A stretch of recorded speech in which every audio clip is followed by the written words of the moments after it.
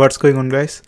Let's look at this problem right here. Here's this question is asking, assuming v1 is equal to v0 cos omega t plus v0 and v2 is equal to negative v0 cos omega t plus v0, plot vp as a function of time for the circuits shown in figure 10.65.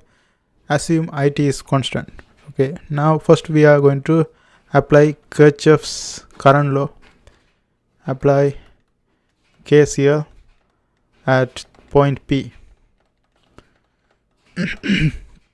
If you apply KCL at point P, this is going to be just Vp is the voltage here, minus V1 divided by the resistor in between, that's RC, plus here we have Vp minus V2, the resistor in between is again RC, that's equal to 0. From this one we can solve for Vp. So let's go ahead and we can just add them together since both has a common denominator. So this is going to be just 2Vp minus V1 minus V2 divided by RC is equal to 0. And here we can separate this Vp and V1 minus V2.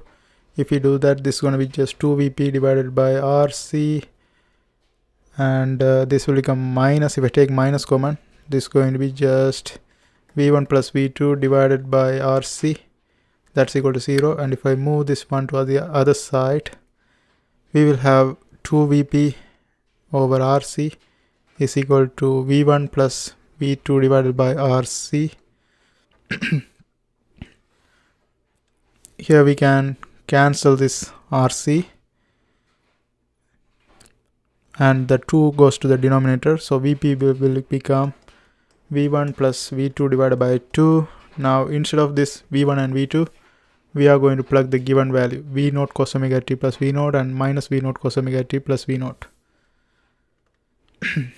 V0 plus cos omega t plus V0, V0 cos omega t plus V0 plus minus V0 cos omega t plus V0,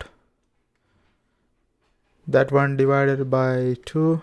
Here we have plus V0 cos omega t minus V0 cos omega t, 2 V0 divided by 2, that will become just V0. Vp is equal to V0. Now if we draw the Vp as a function of time, we will get a graph like this.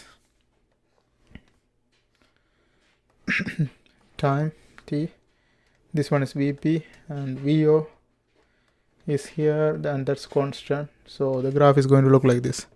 And that's how we do this kind of problems. I hope you guys find this video helpful. Thanks for watching.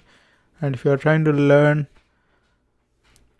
electronics too, there are a bunch of videos in my playlist. I hope you guys watch that too. Don't forget to subscribe. See you next time.